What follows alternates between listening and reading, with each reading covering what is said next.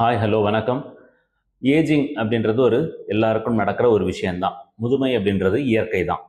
அந்த முதுமை ஆரோக்கியமாக இருக்கா, ஏஜிங் ஹெல்த்தியராக இருக்கா அப்படின்றது ஒரு கேள்விக்குறி. எதை ஹெல்த்தியர் ஏஜிங் அப்படின்றது குறிக்கிறோம் அப்படின்னா, ஒரு இயற்கை வயதாகும் பொழுதும் அவங்க வேலையை இண்டிபெண்ட்டாக யாரோட உதவி இல்லாமல், வழி இல்லாமல் அவங்களே அவங்க வேலைகளை தீர்வாக செய்துக்கிறது தான் ஹெல்த்தியர் ஏஜிங் அப்படின்னு சொல்லுவோம். அந்த ஹெல்த்தியர் ஏஜிங் எல்லாத்துக்குமா கிடைக்கும் அப்படின்னா, கண்டிப்பாக கிடைக்கும். அதற்கு என்ன தேவை அப்படின்னா, உங்களோட யங்கர் ஏஜில், மிட் ஏஜில் உங்களுக்கு ஏதாவது ஒரு இன்ஜுரி இருக்கலாம், ஒரு வீக்னஸ் இருக்கலாம். அதை அப்பயே சரி பண்ணி முழுமையாக குணம் அடைஞ்சிட்டிங்க அப்படின்னா, உங்களுக்கு வயதாகும் பொழுது அதனுடைய குமுலேட்டிவ் எஃபெக்ட்ஸ்ன்றது இருக்காது. எலும்பு வலுவாக இருக்கும், தசை ஜவ்வுகள் வலுவாக இருக்கும், நரம்புகள் வலுவாக இருக்கும்.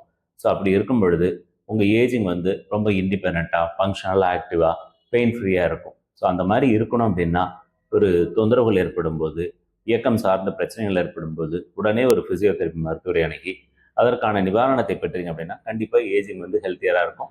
Stay active, stay healthy. Thank you.